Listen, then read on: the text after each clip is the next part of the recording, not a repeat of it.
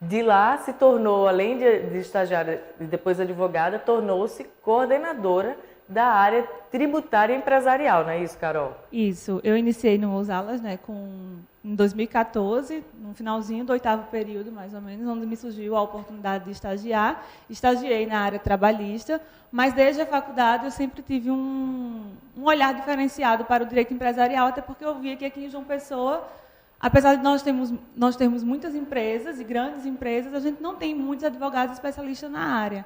Então, eu comecei já a unir o útil ao agradável, né? Eu sempre gostei de direito empresarial na faculdade, sempre foi uma matéria que me chamou muita atenção, até porque eu sou filho de contadores, então isso me chamou a atenção desde o início.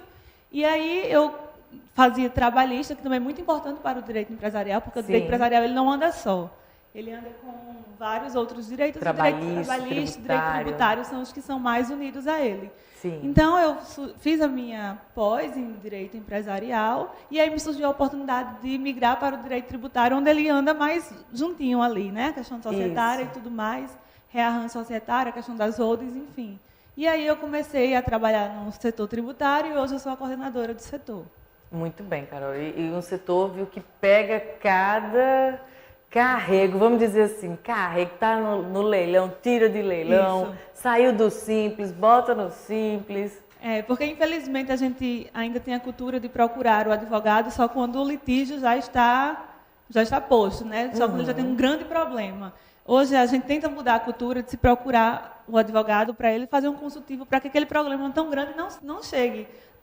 E a gente tenta fazer um trabalho realmente preventivo. A gente gosta muito de fazer isso lá no escritório, um trabalho preventivo. E planejamentos, né, Carol? Isso, e planejamento também. Explica um pouquinho o que abrange o direito empresarial e como é que seriam planejamentos empresariais, por exemplo. Vamos lá. O direito empresarial ele tem um leque muito grande de atuação, desde a constituição da empresa, desde a escolha do tipo societário, se vai ser uma sociedade limitada, se vai ser uma sociedade anônima aberta ou anônima fechada. Desde a formação do contrato social, que é muito importante, que as pessoas ainda não atentam que o contrato social é aquilo que vai reger a sua empresa, Sim. Porque depois da liberdade econômica de 2019, que é uma lei certamente nova, ela deu mais poder ao contrato social. Então, o que está disposto no contrato social, ele vale para as partes, ou seja, para os sócios que assinaram aquele contrato, então é muito importante. E muito contrato chegava assim, ó, chegou aqui o contrato da empresa, assina aí, assina aí, assina aí. Isso, porque... Quando eu li e não entendia, ficava por isso mesmo e já assinava e ia embora. Depois está a confusão. Isso, se tem a cultura de que os contadores, existem bons contadores, na verdade, que se faz um contrato social, mas a maioria pega aquele padrãozinho que a gente vê um modelinho na internet e faz e acha que dá para resolver grandes problemas, mas a gente tem que pensar que uma sociedade é um casamento. Porque realmente é um casamento. Ou o casamento é uma sociedade, né? Exato. O contrário também é verdadeiro. Então, aí tem a questão de abranger o contrato social, depois a dissolução da sociedade, a forma de tributação. Então, o direito empresarial é um grande leque que abarca tudo isso. E por falar nisso, Carol, em casamento e empresa, já vou avisar aqui que a gente vai trazer esse assunto aqui com a doutora Carol e com a doutora Juliana muito em breve. A gente está se agendando aqui, elas já estão encaixando, porque é um assunto que com certeza interessa muita gente. Como é que fica a empresa e a divisão dos bens da empresa, das ações, etc., dos problemas da empresa também, com uma separação e com um divórcio, né? Muita gente tem dúvida disso, tem decisão assim bem variada no nosso país e a gente vai trazer esse assunto para vocês aqui depois. Já estou dando uma dicasinha para você ficar ligado aqui no Radar Master. Semana que vem a gente vai pegar nesses dois problemas, né? Que é a separação e separação das cotas da empresa. Então, vai ser bem interessante. E uma dissolução de uma sociedade, muitas vezes, quando ela não tem esse cuidado antes no contrato social,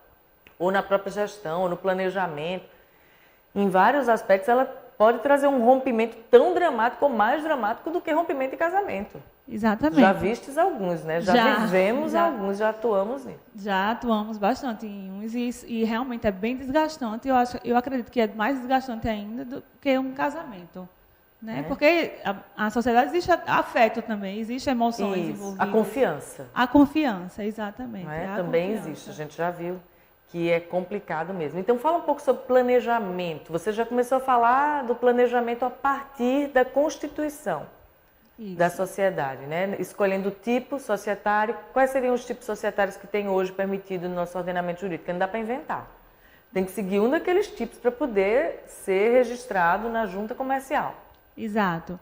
Nós temos diversos tipos, o direito ele nos traz bastante opções, então você antes pensou em ter uma empresa, você tem que pensar, eu quero ter sócio, porque a lei, principalmente, eu vou bater um pouco na tecla da Lei da Liberdade Econômica, que ela veio em 2019, trazer uma inovação muito boa, que é a questão da sociedade unipessoal limitada. Ou seja, eu sozinho posso ter uma sociedade, é até estranho, né, dizer que é sociedade com uma pessoa só, mas é esse o nome que se deu, porque havia muitas questões que a gente via por aí, que se abriu uma sociedade com 2 pessoas, mas que uma tinha 99% das cotas e a outra 1% ou mais, 99,9% e a outra 0,1%. Era só para cumprir um requisito legal. Exato, que precisava ter 2 pessoas. Porque hoje, eu acredito que cerca de 80%, 90%, eu vou estudar até um número grande, das empresas do nosso país hoje, se a gente pegar os dados do Sebrae, elas são sociedades limitadas. Por quê?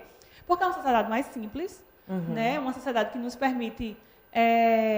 tem várias aberturas que a gente pode se utilizar, se for o caso da lei de sociedade anônima, e tem a questão da proteção patrimonial do seu patrimônio pessoal, não ser invadido, em regra, não ser invadido, caso venha uma execução ou algum problema da sua empresa, você não ter o seu patrimônio pessoal afetado. Então, a primeira pergunta que se faz é, eu quero ter um sócio? A gente tem que olhar para si e dizer, eu vivo bem em sociedade? Eu consigo ouvir o outro para tomar decisões. Eu aceito não mandar em tudo sozinho? Exato. Eu consigo escutar outra pessoa para tomar decisões, ou eu quero ser sozinho. E aí, você quiser ser sozinho, nós temos 2 opções. Na verdade, nós temos 3, né? Sim. Temos o empresário individual, que hoje se utilizou muito, mas com a Eireli já deixou um pouco de uso, porque o empresário individual não tem essa questão da proteção, então meus bens próprios e os bens da empresa eles se confundem, não tem a proteção patrimonial. Nós temos a Eireli, que não é tão é relativamente nova, mas acredito que é 2004, 2005, não lembro, não me recordo o ano, mas que foi bastante utilizada e hoje ela só não é mais utilizada, a Eireli, porque ela exige um capital social mínimo muito alto, de no mínimo 100 salários mínimos. Então, 100 salários mínimos hoje, para você iniciar uma empresa, é muito dinheiro. A gente sabe que não se encontra facilmente. Assim. Exatamente. Mas aí veio a sociedade unipessoal, que tem a possibilidade, não precisa de capital mínimo, você tem a proteção do seu patrimônio. E se você for uma pessoa que gosta de conviver em sociedade, tem a sociedade limitada, normal que é são 2 ou mais sócios, e aí você pode ter mais pessoas para te ajudar também até formar o seu capital, né? Nas grandes empresas, nós temos sociedades anônimas, você tem que saber o seu investimento, a sua área de atuação. Isso, e aí pode consultar, é bom consultar contador e o advogado. Sempre, sempre. Principalmente para a formação do contrato social, porque é ali onde vai se reger todas as relações entre os sócios. É muito importante. Conhecer os sócios, ouvir, ter uma conversa prévia, transparente. Isso. Que vai tirar muitas dúvidas, né? Com certeza. E a lei saiu agora, recentemente. Como é que está a situação dessa lei? Fala aí pra gente. Essa lei, infelizmente, as coisas no Brasil elas acontecem porque, se não acontecer de imediato, a gente não sabe o que vai fazer. Por exemplo, essa nova lei de falências, ela vinha tramitando desde 2016. Então, antes de se pensar em ter uma grande pandemia, em ter uma grande crise econômica, já se discutia, porque a lei de falência ela é de 2005, então ela já estava há muito tempo precisando de uma renovação. Só que a gente deixou para fazer ela quando surgiu a crise. Antes tarde do que tarde demais. Exato, exatamente. E aí ela veio, e é uma crítica pessoal, eu acredito que ela poderia, se você pegar a lei nova que saiu, ela altera os artigos da lei antiga. Não fizeram uma compilação de lei, como fizeram com a legislação trabalhista, como fizeram com o Código de Processo Civil, não. Eles fizeram meio que uma coxa de retalhos. Né? Mas ela veio, é necessária, eu acredito que vai ajudar bastante, mas é preciso se discutir. Não é toda qualquer empresa em crise que pode se valer dessa lei, porque não é tão fácil assim, como a gente imagina. Verdade. E quais foram, no seu ponto de vista e na sua avaliação, os principais pontos que a gente tem que ficar atento nessa lei? Porque a gente vai desenrolá-los daqui a pouco, mas só para você já dar um spoiler aí. Isso.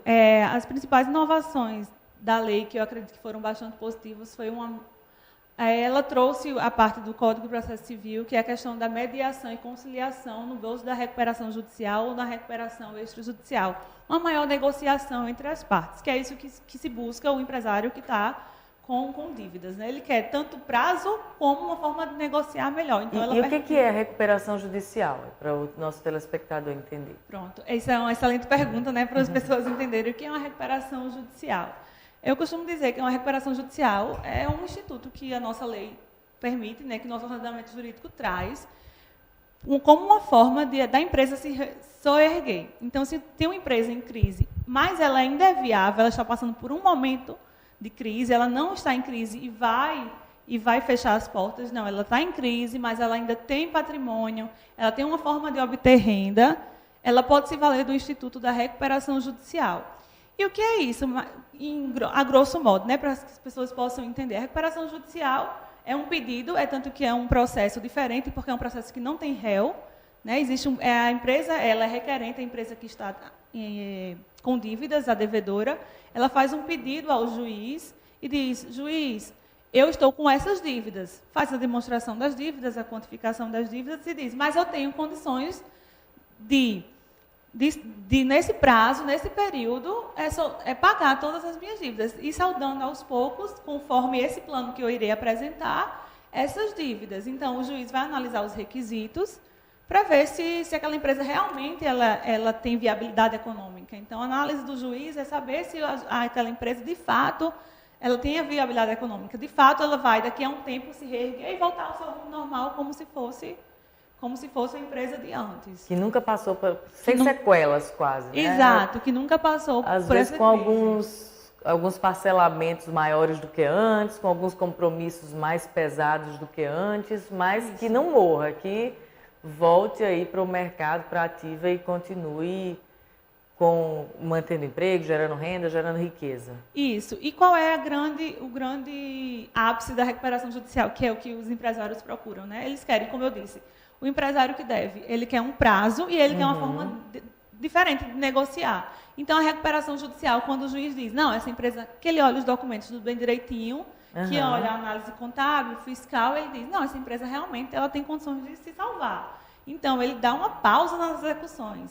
Então, todos aqueles processos, aqueles créditos que se tem lá, que são devidos, que a maioria dos credores já estão na justiça, as execuções já ingressaram em juízo contra aquela empresa devedora, o juiz dá uma pausa nas execuções durante um período que se chama de stay period. Reúne também, né? Exato, ele reúne. Para não ficar com não sei quantos processos diferentes, tramitando diferente, com decisões diferentes. Isso. A partir que você tem uma recuperação judicial, o juiz da recuperação, ele é o juiz que a gente chama de juiz prevento, né? Mas é o juiz que vai resolver todos os problemas daquela empresa. Então, ainda que estejam várias de execuções, etc., tem que ir tudo para lá. Tem que ir tudo para lá. Então, execuções fiscais, né? Na verdade, estava querendo.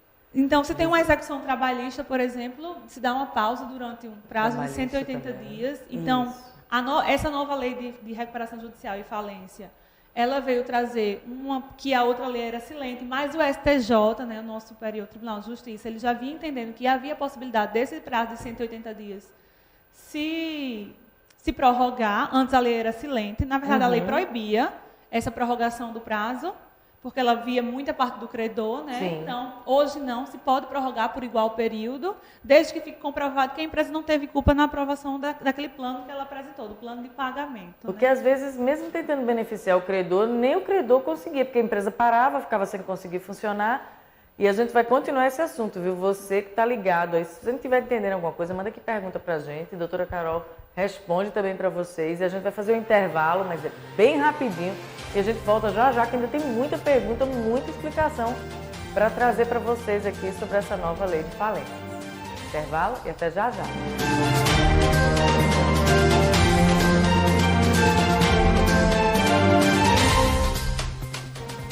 De volta aqui no Radar Master com a advogada Caroline Patrício, especialista em direito empresarial, falando sobre a nova lei de falências e de recuperação judicial, porque, afinal de contas, o entendimento sobre falência mudou bastante para o bem de todos, felicidade geral da nação.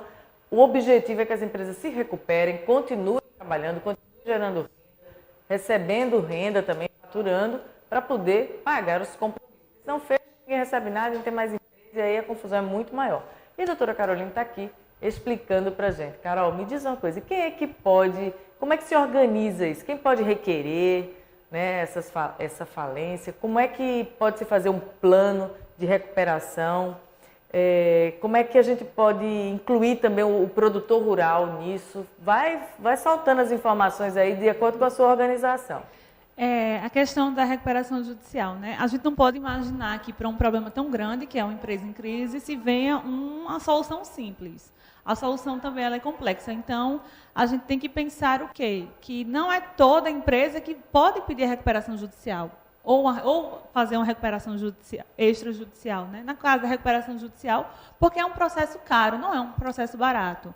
A empresa ela vai ter que arcar com os custos processuais, vai ter que arcar com os honorários do administrador judicial, né? Então, e quando você entra com um pedido de falência, que é um pedido, como eu disse, só existem dois caminhos. E aí a gente precisa realmente fazer uma análise bem pormenorizada da empresa para saber, porque só são dois caminhos que a recuperação judicial ela existe. Ou a empresa se recupera, ou ela é decretada a falência dela. Então, certo. Nesta ordem de prioridade. Exatamente. Não tem como ser. Não tem como ser o contrário. Empresa, ela faz a pedido de recuperação judicial, ela tem que ter na cabeça dela que só existem esses dois caminhos. Ou ela se recupera, ou ela é decretada a falência dela, e da falência vem outros probleminhas, que eu diria assim, ou não, pode ser a solução para alguns casos, realmente, a falência, né? Depende de cada caso, a gente não pode dar uma resposta bem generalizada. Mas quem pode pedir a recuperação judicial? E aí a gente tem que... O devedor pessoal, porque a gente sabe que por aí pessoas físicas têm muitas dívidas. A gente conhece pessoas que, como pessoa física, adquirem muitas dívidas. Pessoa física pode requerer recuperação judicial? Não. Sociedades simples, que geralmente são as sociedades de médico, também não. Quem pode? Sociedades empresárias, que são aquelas previstas que têm atividade de empresa, né? E o empresário individual, e veio a grande novidade da lei, que é o produtor rural. O produtor rural, ele hoje pode sim requerer a recuperação judicial. Era um entendimento que já vinha sendo adotado pelos tribunais e sido acolhido pelos tribunais superiores do Brasil, e a lei ela trouxe esse avanço, né? O produtor rural, que a gente sabe que nosso país é um país rural ainda, né? Temos muitas atividades rurais. Então, não tinha por que deixá-lo de fora. Então, hoje, por lei, porque a lei antes era silente, hoje, por lei, o produtor rural pode sim requerer a recuperação judicial e tentar se reerguer. Né? Então, era uma pergunta que passou muito tempo sem uma resposta definitiva, mas agora veio resolvido já. Exatamente. A gente via esse caso do produtor rural poder ou não poder, e aí ele vai comprovar a atividade rural dele, porque precisa de prova, né, que ele realmente é um produtor rural, através de documentos fiscais, contábeis. E aí sim, agora é definitivo, está na lei, ele pode sim requerer recuperação judicial. Antes ficava a cargo dos entendimentos dos tribunais, né? Hoje não. E quais são os créditos, Carol, que podem ser incluídos aí? Em regra, Tatiana, os créditos que podem estar sujeitos à recuperação judicial são todos aqueles créditos vencidos ou não, ou aqueles a vencer, que são da empresa. Então, se eu tenho uma empresa que eu tenho créditos trabalhistas, se eu tenho créditos no banco, se eu tenho créditos com prestadores de serviços. Então, todos esses créditos, em regra, eles podem se submeter, sim, ao rito da recuperação judicial. E o que é isso? Eles vão entrar lá na filinha para ir, de acordo com sua ordem, receber o seu pagamento. Fala alguma coisa aí dessa ordem de preferência. A lei traz essa ordem de preferência. Um ponto a se lembrar que, às vezes, a gente vê muito por aí alguns empresários desesperados querendo requerer recuperação judicial porque tem dívidas fiscais. Sim. Infelizmente, a lei ela trouxe algumas alterações no âmbito fiscal, no âmbito tributário, sim, mas as dívidas tributárias, as execuções fiscais, infelizmente, elas não se submetem ao rito da recuperação judicial. O que significa isso? Sim. A execução fiscal ela continua andando paralelamente à recuperação judicial. A grande novidade que a lei trouxe nesse sentido da execução fiscal é que o juiz da execução fiscal ele não tem mais o direito de estar mexendo com os bens da empresa. Quem mexe com os bens da empresa é o juiz da recuperação judicial. Então, não pode fazer penhora. Não, a regra não, é que não possa se fazer penhora, principalmente daqueles bens que são necessários para a atividade da empresa. São aqueles bens de suma importância para que a empresa possa gerar riqueza, possa gerar renda, né? Para não paralisar as atividades. Exatamente. Senão, um juiz tentando consertar de um lado, o outro desmantelando para o outro, aí não ia conseguir conciliar. Não andava, né? Não andava. Não poderia, se haver uma execução de uma máquina da empresa, aquela máquina ela é fundamental para o exercício da empresa. Então, hoje a regra, como diz, a regra é clara. Né? Muito bem. Para isso, a regra é clara, não se pode mais um juiz da execução fiscal atravessar e penhorar e fazer atos de construção dos bens da empresa. E aí, no caso, a ordem que você estava falando, a primeira ordem são os créditos trabalhistas, porque se entende que créditos trabalhistas são créditos alimentares, né? Sim. Então, são os créditos trabalhistas e os créditos tributários, eles são os créditos prioritários. Apesar dos créditos tributários não se submeter ao rito, mas eles são também prioritários. Devia na hora do ficar mais pagamento. para trás um pouco, né? Porque Deveria. o Estado consegue segurar mais um pouquinho do que um fornecedor, por exemplo, Sim. de serviços ou de produtos que está ali com aquele crédito naquele abacaxi que vira uma bola de neve enorme. Exatamente, até porque a regra é que existem mais empresas solventes, até porque a nossa carga tributária no Brasil é muito alta, né? A gente Sim. sabe disso, que para um empresário se manter aí pagando todos os tributos, ele tem que lucrar, enfim, faturar bastante para poder não ficar em dívida com o fisco, né? Porque Carol, ninguém quer. E nessa situação, os sócios que vivem da empresa, pode ter distribuição de lucro ainda? Pois é, essa foi uma outra regra clara que a lei trouxe, porque antes era silente a lei quanto a isso, e hoje os sócios da empresa ela não pode fazer a distribuição de lucros e dividendos até a aprovação do plano. Prolabore pode? Pode, porque o Prolabore é uma outra forma de pagamento, não? Sim. É uma forma de pagamento diferente da distribuição de lucros e dividendos. E tem que ser aquela que estava lá prevista. Exatamente. No estatuto. Daí a importância de você já saber, quando vier uma lei, antes de vir o problema, dá uma revisada aí no Estatuto Social da empresa. Pode ser que tenha alguma coisa que seja importante você já fazer uma alteração também. Exatamente. Nesse caso, vai dar uma pausazinha na distribuição de lucros e dividendos até a aprovação do plano. O que é esse plano? É como você já disse aí, que é uma ordem, você falou da ordem de pagamentos, né? Isso. Esse plano, ele vai prever quais são os débitos que as empresas têm e a forma que a empresa vai pagar, os descontos que vai se ter, e nós vamos juntar num papel. É realmente um plano, uma negociação que é feita. Então, esse plano, a regra é que a empresa faça esse plano, mas hoje a grande novidade da lei é que os credores, ou seja, uma assembleia de credores, aqueles credores, eles vão se reunir e caso a empresa, no prazo de 90 dias que ela tem para apresentar esse plano, a forma de pagamento, como ela vai pagar, se ela não apresentar nesse prazo, os credores eles podem sim apresentar um plano alternativo. Carol, me diz uma coisa, nessa reunião eles podem fazer isso por mediação, fazer conciliação, ou tem que ser judicial? Como é que está essa situação agora? Essa novidade foi excelente na lei, né, que ela trouxe a possibilidade da mediação, trazendo lá do Código de Processo Civil aquela questão da cooperação entre as partes, entre o juiz, que é a mediação e a conciliação dos conflitos. Então, a regra é que se faça tudo por conciliação, porque quanto menos litígio, mais fácil se resolve tudo. Então, os credores se formam através de uma Assembleia Geral de Credores, eles chamam o administrador judicial, chamam a empresa, né, e se vê uma forma através de uma mediação. A recuperação judicial, na verdade, é uma grande forma de mediação, porque de conciliação, na verdade. Né? Porque tem que atender os dois interesses. Exato. Ela está sempre com um olho no peixe e o outro no gato. Exato, porque a empresa ela vai dizer, eu quero pagar assim, posso pagar assim, vocês aceitam? Aí os credores vão dizer, não, aceito assim não, mas aceito assim. E aí se chega a um denominador comum. Isso. E o que é o administrador judicial, que você falou aí algumas vezes para o nosso público entender que figura é essa? Isso. O administrador judicial, o próprio nome ele já diz, né? É uma pessoa de confiança do juiz. Esse administrador judicial, quando a gente faz o pedido, o juiz é que nomeia ele. Então, ele é uma pessoa, um terceiro alheio, tanto aos credores quanto à parte da empresa que está pedindo a recuperação judicial. É um terceiro alheio que vem com os olhos de fora. Ele vai fazer a administração da empresa. Em regra, são pessoas físicas ou pessoas jurídicas, tanto faz. Alguns tribunais eles preferem trabalhar com pessoas jurídicas por questão até de trabalhar com recuperação judicial maior. Os tribunais de São Paulo eles preferem contratar pessoas, administradores judiciais, pessoas jurídicas, que já, em regra, são administradores, são pessoas formadas em administração, contabilidade, direito, ou que tenham um grande conhecimento. Então, ele é um terceiro que vai fiscalizar a atividade da empresa, ou seja, administrar para o juiz. Tem que entender bastante de gestão para ir enxugando, não tem que enxugar, tirando o máximo proveito de onde está lá funcionando. Exato, ele vai ser o auxiliar do juiz e o fiscal do juiz naquela recuperação judicial. Eu né? não entendi uma coisa, na parte da mediação e conciliação, e já tem que ter dado entrada no pedido de recuperação judicial ou isso pode ser prévio?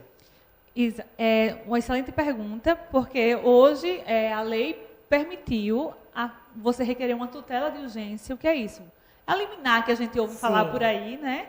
E pedir ao juiz uma conciliação prévia ao pedido da recuperação judicial. Então, a gente pede por meio de liminar hoje, juiz, faz por meio de tutela de urgência.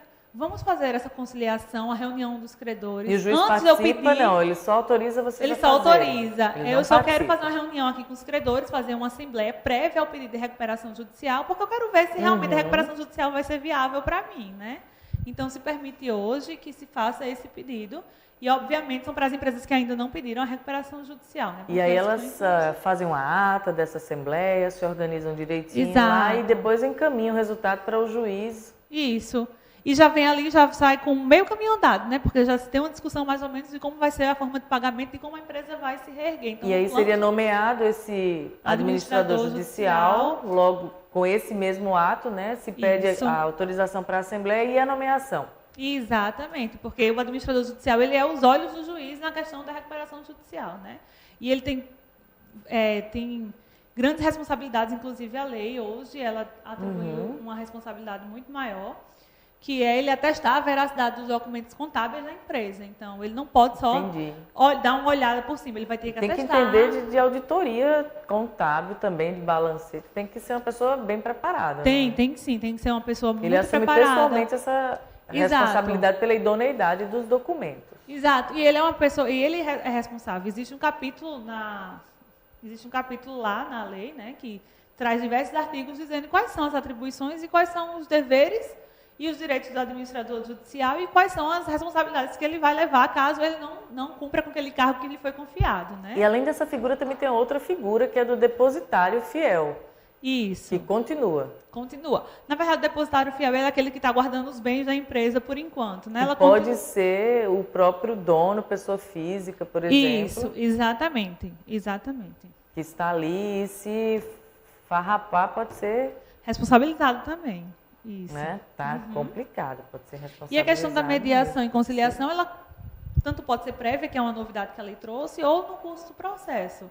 Ela pode acontecer no começo, no meio, no final, ela pode exigir, até a convenção de arbitragem hoje, que a gente vê aí grandes empresas fazendo arbitragem, ela foi permitida na lei para se valer, né? E no caso do fisco estar no segundo lugar na ordem, Carol, ele pode requerer falência?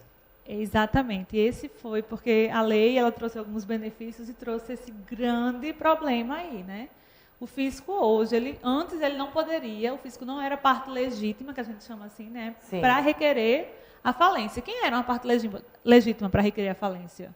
Os credores. Outros credores. Outros credores, não o fisco. Mas hoje, infelizmente, com essa lei, eu acredito que vai ter uma grande discussão aí, principalmente do empresariado, porque a regra é que se tenham empresários devedores do fisco e que vão aderir a parcelamento, não vão pagar parcelamento e vão acabar aí sofrendo com um pedido de falência, né, do fisco. Então, hoje, o fisco, infelizmente, ele é uma parte legítima para requerer, sim, a falência da empresa, desde que a empresa tenha aderido a um parcelamento e não tenha cumprido, ou que se comprove, que aí realmente é prova do fisco, o fisco precisa comprovar que aquela empresa não tem mais bens suficientes para garantir as execuções fiscais ou a dívida que ele tiver junto à Receita Federal. Entendi. Você já recomendaria, assim, então, que quem tem empresa hoje dê uma revisada no seu estatuto social à luz dessa nova lei de falência, faça um consultivo aí com advogados, com contadores, até uma reunião com esses dois profissionais?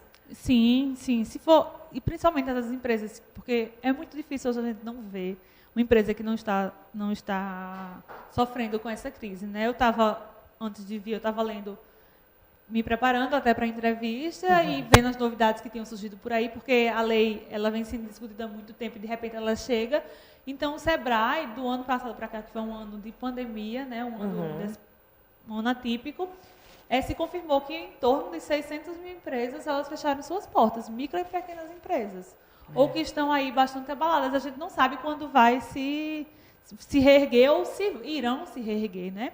Então, realmente, essas empresas que estão com alguns problemas, algumas execuções, tanto bancária, quanto fiscais, quanto trabalhistas, ou que ainda não tenha, mas que tenha a possibilidade de ter, então é bom se antecipar para ver qual o caminho que vai tomar, né? Para não chegar aí no susto e ter o seu caixa penhorado sem nem saber o que vai fazer, né? Tá com as mãos na cabeça. Isso, a gente viu aqui na cidade, andando pela cidade, a gente viu muita loja que estava aberta, foi fechada e o ponto aluga-se, né? Pelo país ainda tem situação que está ainda pior do que a nossa aí, porque até hoje ainda estão com essa história de estar fechando o restaurante, né? Vai para o restaurante em outro país, fecha o estádio, vai para o estádio em outro estado, né? Exato. E sai fazendo confusão e depois vem com as justificativas descabidas. A gente vê mesmo que é um ato de canalice. E não tinha motivo para tanta coisa ficar tanto tempo fechada, se quando abriu não teve impacto negativo nenhum. Então a culpa não é da pandemia, a culpa é de má gestão, de problema de pandemia que traz essas consequências negativas para a economia toda. E aí, Carol, fazendo assim um resumão dessa nova lei de falências, o que é que você destacaria, assim, jogaria assim a purpurina para os pontos mais impactantes ou mais relevantes? Os pontos que são mais relevantes é essa questão realmente do fisco, né? Tem que ter cuidado com a adesão aos parcelamentos, aos seus bens, a questão do fisco, ficar de olho aí com relação ao pagamento, né?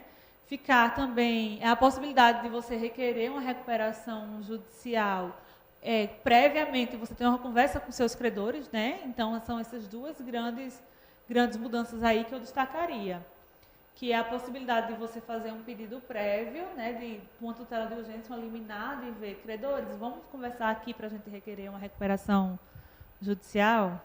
E é bom isso, né? O povo está com vontade de matar um outro, mas às vezes quando senta, conversa, entende o que é que aconteceu, é a oportunidade de ter aquela empatia, de ter uma cooperação. Pode surgir, assim, soluções inimagináveis daí. Porque a recuperação judicial é aquela história, né? Devo, não nego, pago quando puder e como puder. Então, o devedor tem a boa fé aí, ele quer pagar e o credor ele quer receber. Então, tem que chegar no meio termo como é que vai ser feito. Afinal de contas, se a empresa não faturar e colocar, né, a faca no bucho, como se diz, pode ser muito pior. E aí pode ser mesmo que ele não receba. Agora há pouco eu estava aqui conversando ao telefone exatamente com uma cliente que está com uma devedora. Aí uma constituinte, a pessoa está querendo pagar de uma maneira, ela está querendo receber de outra maneira e a advogada da devedora está querendo só assinar um termo de confissão de dívida. Eu falei, porque esse negócio de assinar só o termo de confissão de dívida agora. Assim, ir para o tudo ou nada talvez não seja a melhor solução. Às vezes você tem que pensar em diminuir o prejuízo mesmo. Exato. Né? Porque receber antes pode ser melhor, aliás, receber antes, no caso de receber sem necessidade de um processo judicial, sem uma ação de cobrança, sem uma ação de execução, pode ser mais vantagem. Com certeza, receber com desconto é melhor do que não receber nada, né? Então, é verdade.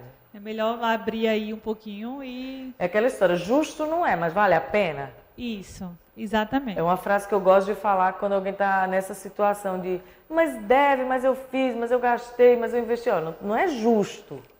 Mas pode valer a pena, porque a outra opção pode ser bem pior o resultado, ou mais desgastante, e aí de maneira até irrecuperável, né? E tem a oportunidade de você já resolver aquele problema, virar a página. A gente tem visto isso em várias situações, até constituinte com constituinte, né? Que a gente trabalha e eles conseguem conciliar e resolver isso aí. Isso. Carol, o espaço para você se despedir do nosso telespectador. A gente agradece muito você ter vindo, esclareceu tanta dúvida, né, gente? Se você não sabia nem que tinha essa dúvida, agora você já ficou sabendo até a resposta. Obrigada, Tatiana. Obrigada, TV Macho, né, pelo convite. Obrigada a todo mundo que esteve até aqui. Eu sou muito feliz de ter participado do programa e eu espero que vocês tenham entendido. E se não entendeu, pode mandar as dúvidas que a gente está aqui para Fala o teu Instagram, Carol. Meu Instagram é @osanacarol. Osana com H. A Osana com H e Carol com K, pelo amor de Deus. Não é Carol com K do Big Brother, mas é Carol com K. Para vocês encontrarem por lá. E qualquer coisa podem mandar direct, que aí a gente tira a dúvida, né? Combinadíssimo. Obrigada, Carol.